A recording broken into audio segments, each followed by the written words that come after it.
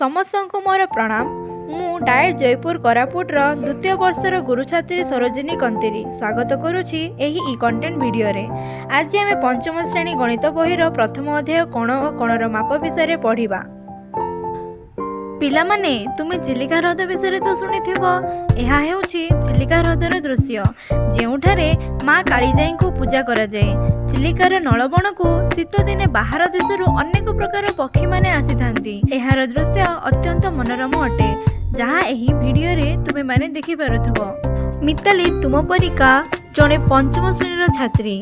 से तांको बापांक सहित चिलिकार नलबण को बुलिबाकू जाइथिला। भलिके भले पक्षी मानकू देखि ता मन बहुत खुशी। अच्छा तुमे माने कहिलो एठारे देखा जाउथबा पक्षी मानक मध्यरु केउ पक्षी मानक थंट सरल रेखारे अछि एवं केउ पक्षी मानकर थंट वक्र रेखारे अछि। प्रथमे आमे देखिबा सरल रेखारे थिबा पक्षी गुडीको। वर्तमान देखिबा वक्र रेखारे थिबा पक्षी मानकू।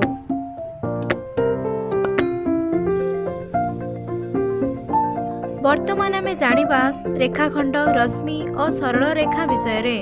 जेउ रेखार उभय आद्य और प्रांतबिंदु थाए ताहाको रेखाखंड कुहा जाए।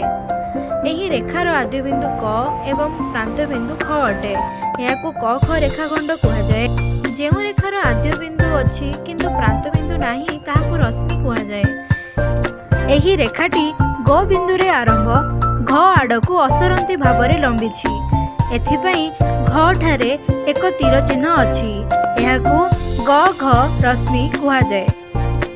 जेउ रेखार आद्य बिंदु नाही कि प्रांत बिंदु नाही ताहाकू सरल रेखा कुहा जाए। एही रेखाटी उभय दिगरे विस्तृत।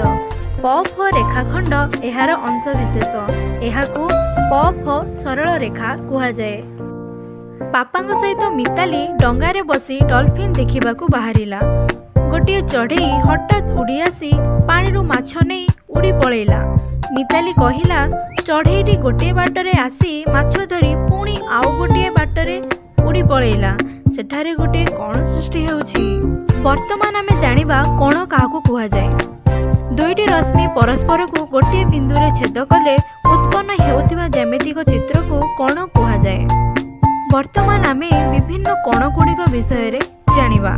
समकोण जेउ कोणर परिमाण 90 डिग्री ताहाकू समकोण कुहा जाए।